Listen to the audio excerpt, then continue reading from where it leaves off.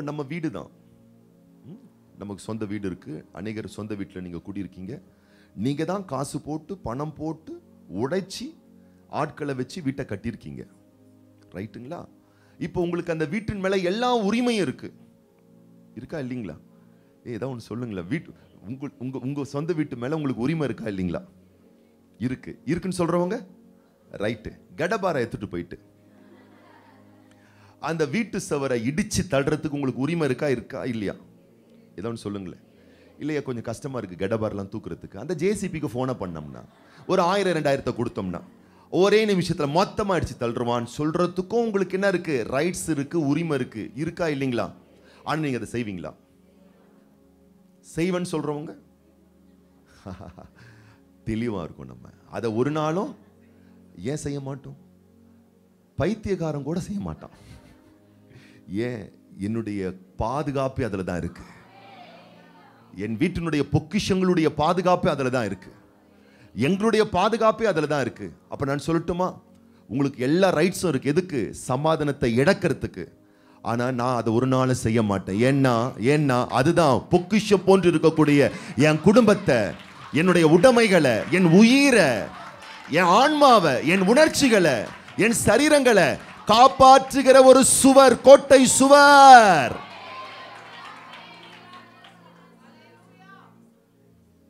சரி, பக்கத்து வீட்டுக்காரன் கடபாரை எடுத்துன்னு வந்துட்டான், என்ன பண்ண போறீங்க? உங்க வீட்டை இடிக்கிறதுக்கு பக்கத்து வீட்டுக்காரன் கடபாரை எடுத்துன்னு வந்துட்டான். இடிச்சுன்னு போப்பா, இடிச்சுன்னு போ, இடி, கர்த்தர் உன்னை ஆசீர்வதிப்பார். இடிப்பா, இடி. பக்கத்துல பார்த்து கேளு, செய்வீங்களா? ஒரு லூசு கூட செய்யாது. உன் சுவர் மேல எந்த ஒரு பாதிப்பு வரவும் நீ இடம் கொடுக்க மாட்டல்ல, அது போல உன் சமாதானத்துக்கு எந்த பாதிப்பு வரவும் இடம் கொடுக்காதே.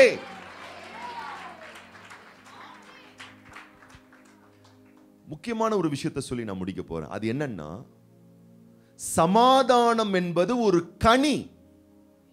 சமாதானம் என்பது என்ன? ஒரு கனி. கனி தானாய் வராது, கனி விதைத்தால் தான் வரும். கனி தானாய் வராது, பராமரித்தால் தான் வரும். கனி தானாய் வராது, அதற்கு உரமிட்டால் தான் வரும். செடி முளைக்கும், முள் செடி முளைக்கும், கண்ட இடத்துல முளைக்கும். ஆனா ஃப்ரூட்னு ஒண்ணு வந்தா பிரயாசம் இல்லாமல் வராது. அப்படி பிரயாசம் இல்லாமல் ஒரு கனி வந்தால் அது தரமாய் இருக்காது. எத்தனை பேர் ஆமென் சொல்றீங்க? கலாத்தியரின் புஸ்தகம் 5ஆம் அதிகாரத்துல 22ஆம் வசனத்துல ஆவியின் கனிகளை பத்தி நம்ம வாசிக்கிறோம் இல்லையா? ஆவியின் கனியோ ஃபர்ஸ்ட் அன்பு, அடுத்தது சந்தோஷம், மூன்றாவது சமாதானம். சொல்லுங்க பார்க்கலாம். சமாதானம் என்பது ஒரு ஃப்ரூட்டு. சத்தமே வரலையே. சமாதானம் என்பது ஒரு ஃப்ளூட்டு. ஃப்ளூட் மாதிரி என் காதுல கேக்குது. சொல்லுங்க, ஃப்ரூட்டு. சத்தமா சொல்லுங்க. ஃப்ரூட்டு தானா வராது, ரூட்டு நல்லா இருந்தா தான் ஃப்ரூட்டு மேல வரும். அல்லேலூயா. அப்ப சமாதானமே இல்லைங்க, சமாதானமே இல்லைங்க அப்படின்னு சொன்னீங்கன்னா என்ன தெரியுமா அர்த்தம்? எங்க வீட்டில் வாழைப்பழமே வர மாட்டேங்குதுங்க. எங்க வீட்டில் வாழைப்பழமே இல்லை, வாழைக்காயே இல்லை, செவ்வாழை இல்லை. பக்கத்தில் பார்த்துக்க, செவ்வாழை தானா வந்துருமா? மஞ்ச வாழை தானா வந்துருமா? ராஜவாழை தானா வந்துருமா? அந்த பச்சை வாழை இப்ப இல்லையோ? ஒரு காலத்தில் பச்சை பச்சையா இருக்கும், இப்ப பச்சையாவே பார்க்க முடியறது இல்லை. பக்கத்தில் பார்த்து பழம் என்ன தானா வந்துருமா? கனி என்ன தானா வந்துருமா? அதற்கு விதைக்க வேணும், உழைக்க வேணும், எருவோட வேணும், பாதுகாக்க வேணும், பக்குவப்படுத்த வேணும். அப்பதான் கனி வரும், பழம் வரும். தானே வருமா? வரும், வரத்துக்கு வாய்ப்பு இருக்கு. ஆனா அது தரமா இருக்காது. எங்க வீட்டில் பின்னாடி துணி துவைக்கிறதுக்கு கிணற்றுக்கு பக்கத்தில் ஒரு இடம் இருக்கு. அங்கே வந்து பார்த்தீங்கன்னா, இப்போ சமீபத்தில் சில மாதத்துக்கு முன்னாடி குபுன்னு அப்படியே கொடி மாதிரி ஒரு செடி வந்துச்சு. சரி, ஏதோ செடி வந்திருக்கு நாங்கள் நினச்சிட்டு இருந்தோம். பார்த்தீங்கன்னா எங்களுக்கு திடீரென்று ஒரு நாள் பார்த்தா விளாம்பழம் தானே, கிருணி பழமா, இந்த நேரம் பார்த்து என் மனைவி வேலை பின்னாடி இல்லை. சரி பரவாயில்ல. எங்க ரெண்டும் ஒன்று தானங்க. விளாம்பழம் வேற, கிருணி பழம். அந்த கிருணி பழம் நினைக்கிறேன் நான். எங்கம்மா இருக்கீங்க பாஸ்டம்மா? அது என்னம்மா அது, கிருணி பழமா விளம்? கிருணி பழம். ஏன்னா அவங்க தான் ஹெட் ஆஃப் த டிபார்ட்மெண்ட், அவங்க கரெக்டாக சொல்லுவாங்க. நமக்கு அதெல்லாம் ஒன்றும் வராது, பைபிள் வார்த்தை தான் நமக்கு வருது, வேற எதுவும் அவ்வளோ வர மாட்டேங்குது நமக்கு. அந்த கிருணி பழம் பார்த்தா 3 கிருணி பழம். எப்படி வந்துச்சு? எப்படி வந்துச்சுன்னா, போன வருஷம் நாங்கள் கிருணி பழம் ஏதோ சாப்பிட்டு விதையெல்லாம் அப்படி போட்டிருப்போம் போல இருக்கு. அது வந்து ஸ்பெசிஃபிக்காக விதை அந்த பழம் வரணும்லாம் போடல, அப்படி சும்மா போட்டது. அது நாங்கள் அறியாமலே நாச்சு முளைச்சிருச்சு, தானேவே முளைச்சிருச்சு. பார்த்தா அந்த இலைகளுக்குள்ள இம்மாம் பெருசா இருக்குது. ஆஹா, எப்படி வச்சு? நாங்கள் விதைக்கவும் இல்லை, அது உரமிடவும் இல்லை, அதுக்கு நீர் பாய்ச்சவும் இல்லை, அதை பாதுகாக்கவும் இல்லை, பராமரிக்கவும் இல்லை. 3 சும்மா அப்படியே கும்முன்னு வளர்ந்து போய் கிடக்குது. ஐயோ, ஊரா முட்டு நெய்யோ பொண்டாட்டி கை. அதாவது கஷ்டப்பட்டு ஒண்ணு நம்ம எடுக்கிறோம் பார்த்தீங்களா, அதை விட சுலபமா ஒண்ணு வந்துச்சுன்னா ஆஹா, பிரயாசப்படாமலே கிடைச்சா ஆஹா. எங்க வீட்டில் ஒரு அம்மா வந்து எங்க மனைவிக்கு ஹெல்ப் பண்ணுவாங்க இந்த வீட்டு வேலைகள்லாம் செய்யறதுக்கு. அந்த அம்மா சொன்னாங்க, நல்லா வளர்ந்துன்னு இருக்கு, கொஞ்சம் வெயிட் பண்ணி பார்க்கலாம், இப்போ எடுக்க வேணான்னாங்க. Okay okay, double okay. ஒரு நாள் வந்துச்சுங்க, அப்படியே வெட்டி எடுத்து பார்த்தா, வெளியே பார்த்தா சூப்பரா இருக்குதுங்க. எப்படி இருக்கு? வெளியே பார்த்தா சூப்பரா இருக்குங்க, செம்மையா இருக்குங்க. நமக்கா, நம்ம வீட்லயா இப்படி ஒரு கிருணி பழமா? ஓபன் பண்ணி பார்த்தா ஏன் சோக கதையை கேளு தாய் குலமே என்ற மாதிரி இருந்துச்சு. கனி, தரமான கனி தானாய் வராது. வந்திருக்கு, ஆனா பக்குவம் இல்லாத ஒரு பழமா உள்ள. சிலது அப்படியே காய்ந்து போய், சிலது அப்படியே அழுகி போய், சிலது அப்படியே பட்டு போய், அது ஒரு ஒரு பூர்ணமா இல்லை, சாப்பிடக்கூடிய நிலையில் அது இல்லை. சொல்லுங்க பார்க்கலாம். கனி தானா வராது. அப்படி தானா வந்துச்சுன்னா அது பயன்படக்கூடிய விதத்தில் அது இருக்காது.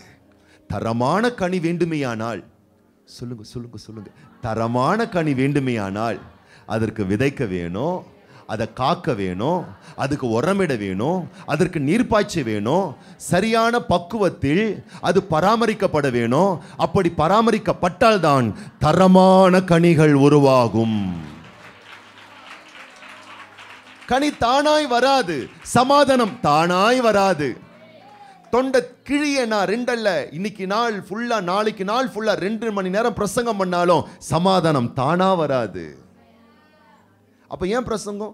கேள்விப்பட்டால் தானே, பிரசங்கித்தால் தானே கேள்விப்பட முடியும், கேள்விப்பட்டால் தானே அதன்படி வாழ முடியும், அதன்படி வாழ்ந்தால் தானே அதனுடைய பலனை அனுபவிக்க முடியும். அப்ப பிரசங்கம் நல்லது, கேள்விப்பட்டது நல்லது, ஆனா அதோட ஸ்டாப் பண்ணக்கூடாது.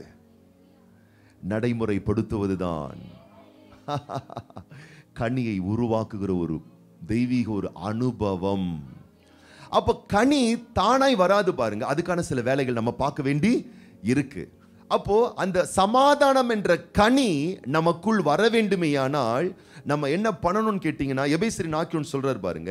எபேசியரின் புஸ்தகம் 4ஆம் அதிகாரம் 3ஆம் வசனம் என்ன சொல்லப்பட்டிருக்கு பாருங்க. சமாதான கட்டினால் ஆவியின் ஒருமையை காத்து கொள்வதற்கு ஜாக்கிரதையாயிருங்கள். அப்படின்னா ஒரு கனி உருவாவதற்கு, ஒரு கனி, ஒரு விதை விருட்சம் ஆவதற்கு எப்படி கொத்தி எரு போட்டு நீர் பாய்ச்சி பாதுகாத்து பார்த்து அதற்கு காவல் காத்து, எந்த விதமான பூச்சிகளோ எந்த விதமான மிருகங்களோ அதை சேதப்படுத்தாதபடிக்கு எவ்வளவு ஜாக்கிரதையா எவ்வளவு கவனமா அதை காப்பாற்றுறோமோ, அதுபோல சமாதானம் என்ற ஒரு மகிமையான ஒரு கனி உன் ஆவியில இருக்கு. அந்த ஆவியை நீ இழந்து போகாதபடி அதை கெட்டியமா பிடிச்சுக்கோ. புரிஞ்சவங்க ஒரு கை தட்டி ஒரு ஆமேன் சொல்லலாமா? புரியாதவங்க கூட கையை தட்டி ஆமேன் சொல்லுங்க, புரிஞ்சிரும். சமாதானம் என்பது நீ கட்டி வைக்க வேண்டிய ஒரு விஷயம். பக்கத்துல பார்த்து சொல்லு, சில காரியங்களை நீ தக்க வைத்துக் கொள்ள கட்டி வைக்க வேணும். இல்லைன்னா அது பறந்து போயிடும், அது ஓடி போயிடும். எத்தனை பேர் ஆமீன் சொல்றீங்க? ஒரு சமாதான புறாவும் போல சமாதானம் மேல வந்து இறங்கிச்சுன்னா, பக்கத்துல பார்த்து சொல்லுங்க, சமாதானம் என்ற ஒரு புறா உன் மேல வந்து இறங்கிச்சுன்னா, அந்த புறாவும் கூடவே இருக்கணும்னா அது சிறகுகளை பார்த்து பார்த்து பக்குவமா வெட்டி வைக்கணும், அதை உன் கூட கட்டி வைக்கணும். இல்லைன்னா அது பறந்து போயிடும். சமாதானத்தை இழக்காம நீங்க இருக்கணும்னா அதை பிடிச்சி கட்டி வைக்கணும். அதற்கு நீங்க ஜாக்கிரதையா இருக்கணும். ஏன்னா அந்த சமாதானத்தை இழக்கிறதுக்காகவே நிறைய சூழ்நிலைகள் வரும். டென்ஷன் ஏத்த, கடுப்பேத்த, காண்டாக்க, உன்னை ஆத்திரப்பட வைக்க, சிலாவளிதனம் பண்ண, உன்னை சீண்ட, நோண்டி நுங்கெடுக்க எல்லாம் வரும். என்ன பண்ண போறோம்? காத்து கொள்ளணும், கட்டி வச்சுக்கணும். அல்லேலூயா. ஆமா, இப்படி பேசினா, இப்படி பார்த்தா, இப்படி நடந்துகிட்டா, இந்த ஒரு இடத்துக்கு போனா, இதை செஞ்சா, இப்படிப்பட்ட பேச்சு வாயிலிருந்து வந்தா என்ன போயிருது? சமாதானமே போயிருச்சுங்க. சொல்றேன்ல, சமாதானமே. அப்போ அந்த காரியத்தை செய்யாம நம்ம காத்துக்கணும். இதை பேசினா தானே சமாதானம் போகுது. அப்ப அதை பேசாம இருங்க. சமாதானத்தை கட்டி வச்சுக்கிட்டீங்க, சமாதானத்தை நீங்க காத்து வச்சுக்கிட்டீங்கன்னு அர்த்தம். இதை செஞ்சா என்ன போகுது? சமாதானம். அதை செய்யாதீங்க. இதை பண்ணா என்ன போகுது? சமாதானம். அதை பண்ணாதீங்க. இப்படி நடந்துக்கிட்டா சமாதானம் போகுது, அப்படி நடந்துக்காதீங்க. இப்படி வாழ்ந்தா சமாதானம் போகுது, அப்படி வாழாதீங்க. அப்போ இப்படிதான் நம்ம வாழ போறோம். சமாதானத்தை காத்துக்கொள்வதற்கு ஏதுவான ஒரு வாழ்க்கை, சமாதானத்தை தக்க வைத்துக் கொள்ளக்கூடிய ஒரு வாழ்க்கை. அப்படி நீங்க வாழ ஆரம்பிச்சிட்டீங்கன்னா, ஆரம்பத்தில் அது சில அவஸ்தைகளா கூட இருக்கலாம். நீங்க கோழையா கூட தெரியலாம், நீங்க ரொம்ப ஒரு பேதையா கூட தெரியலாம். ஆனா முடிவென்று வரும் பொழுது சமாதானத்தை காத்துக்கொண்ட நீங்கள் மாத்திரமே 100% வெற்றி எடுப்பீர்கள். நமக்கு தோணும், நாடாது நம்ம பொறுமையா இருக்கிறோம், சமாதானமா இருக்கோம். நீ பொறுமையா இல்லை, சமாதானமா இல்லை.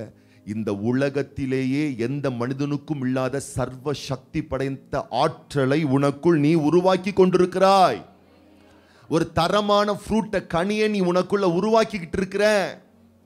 4 பேர் அப்படி இருக்காங்கன்னா அப்படி இருப்பதற்காக நீ அழைக்கப்படல.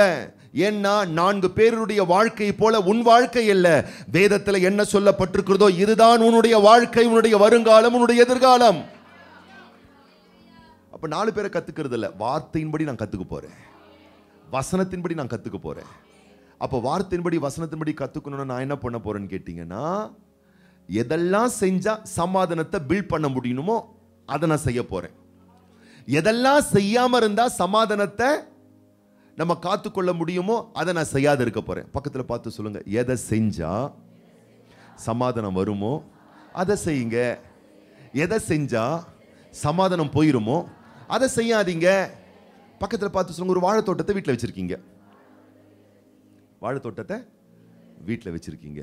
ஆமா, இப்போ நம்ம என்ன செய்யணும்? அதுக்கு சரியான பக்குவமான உரம் போட்டு தண்ணி ஊற்றி பார்த்து பார்த்து பக்குவமாக வச்சுக்கணும். அல்லேலூயா. ஆமாம், அதுபோல் பக்கத்தில் பார்த்து, உனக்குள்ள இப்போ ஒரு தோட்டம் இருக்கு. அல்லேலூயா. அதுக்கு என்ன வேணா பேர் வச்சுக்கோங்க. அது ஆப்பிள் மரமாக வச்சுக்கோ, தென்னை மரமாக வச்சுக்கோ, இல்லை முருங்கை மரமாக வச்சுக்கோ. ஆனால் அதன் பெயர் சமாதான மரம். இப்ப சமாதானம் என்ற விதை விதைக்கப்பட்டிருக்கிறது.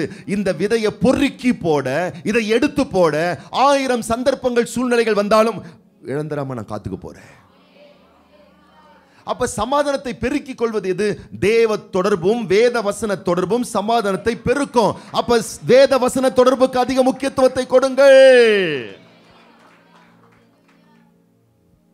119ஆம் சங்கீதக்காரன் சொல்லுகிறான், 119ஆம் சங்கீதம் 165ஆம் வசனத்தில் சொல்லுகிறான், உம்முடைய வேதத்தை நேசிக்கிறவர்களுக்கு மிகுந்த சமாதானம் உண்டு. உம்முடைய வேதத்தை நேசிக்கிறவர்களுக்கு கொஞ்சம் சமாதானம் இல்லை, சத்தமா சொல்லுங்க, மிகுந்த சமாதானம் உண்டு. அதோட வசனம் முடியல, மிகுந்த சமாதானம் உண்டு என்றதோட வசனம் முடியல, அவர்களுக்கு இடரலே கிடையாதாம். அப்போ சமாதானத்தை டெவலப் பண்ணணும்னா வார்த்தையை, வசனத்தை, எத்தனை பேர் ஆமென் சொல்றீங்க? வார்த்தையை, வசனத்தை அதிகமாய் அதிகமாய் முக்கியத்துவத்தை நீங்க கொடுக்க வேணும். அல்லேலூயா. ஆமா, தென்னை மரம் இருக்கு, இந்த தென்னை மரத்துக்கு இந்த உரம் போட்டா சூப்பரா வரும் அப்படின்னு ஒருத்தர் உங்ககிட்ட சொல்றாரு. இந்த தென்னை மரத்துக்கு இந்த உரத்தை போடுங்க, இப்படி பக்குவப்படுத்துங்க அப்படின்னு ஒருத்தர் நல்ல விதமா அவரும் அப்படி பராமரிக்கக்கூடிய ஒரு நபரா இருந்தா அந்த ஆலோசனை கேட்பீங்களா, கேட்க மாட்டீங்களா? அப்ப படைத்த தேவன் சொல்றாரு, இந்த வார்த்தையை வாசி, சமாதானத்தை உன் வாழ்வில் நீ ஆழமாய் கொண்டு வருவாய், உனக்கு இடரலே இருக்காது என்று அவர் சொன்னால், அப்ப நான் வாசிக்க வேணும். எத்தனை பேர் ஆமென் சொல்றீங்க? அப்ப நான் சொல்றேன், நீங்க வேதத்தை வாசிக்கிறதுனால உங்களுக்கு சமாதானம் வரும், உங்க வீட்டுக்காருக்கு அதனால சமாதானம் வந்துடாது. நீங்கள் வாசிக்கிறபடினால் உங்களுக்கு சமாதானம் வரும், உங்கள் மனைவிக்கு வராது. அப்போ உங்கள் மனைவிக்கும் வரணும்னா உங்கள் மனைவி வேதத்தை நேசிக்கணும். நீங்கள் வாசிக்கிறதுனால உங்கள் பிள்ளைகளுக்கு சமாதானம் வந்து விடாது. அப்போ உங்க பிள்ளைகளும் வாசிக்க வேணும். எத்தனை பேர் ஆமென் சொல்றீங்க? அப்போ வேதத்தை நேசிக்க நேசிக்க, தேவனை நேசிக்க நேசிக்க, உறவுகளை நேசிக்க நேசிக்க தான் என்ன வரும்? பாதுகாப்பு வரும், சமாதானம் வரும்.